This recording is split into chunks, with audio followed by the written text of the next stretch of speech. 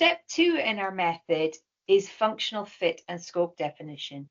And from an ESG perspective or CSRD compliance perspective, this is a particularly important step because the scoping is really very critical to what comes later. The first thing you need to do is agree on the functional scopes and boundaries at the C-suite level. So who does what? ESG is something that many C-suite members have a stake in. Finance have a clear stake in the annual report. They're also there sometimes in the strategy.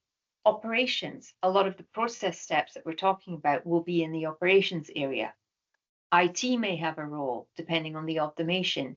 Your chief sustainability officer obviously has a role. HR can have a role given some of the society elements. So depending on how things are organized within your company, we really need to be clear which function is on the hook for which part. So that's an important first step here. Next, in the organizational scoping, we need to understand the revenue, the balance sheet, and the FTEs. These are 3 critical triggers that are used within CSRD to determine which elements you need to participate in, or whether you need to participate at all. You may be voluntary if you don't meet those criteria. So really important for us to understand that, also what the potential growth may be, because if you're planning to have, for example, 200 more FTEs in the next 1 to 2 years, you need to understand what the implications of that could be. You need to know which sector you're in, and you need to understand how your corporate structure, if you're a group of companies, will apply here.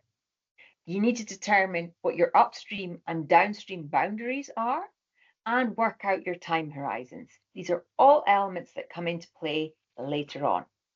And you need to be fundamentally sure which regulatory frameworks are you talking about.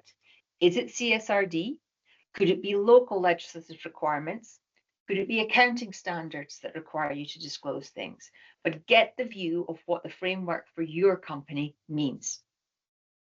If you are a CSRD compliant organization, you need to make a choice on combined or integrated reporting. So that's about how you're going to present your annual report.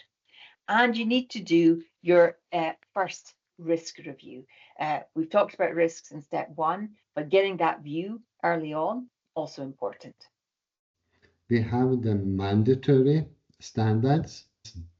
Everyone needs to disclose it. Then there is a materiality that comes into play. For example, a number of FTEs, or it can be from EMA. You need to think about your applicability in terms of the sector you're in, the type of your business.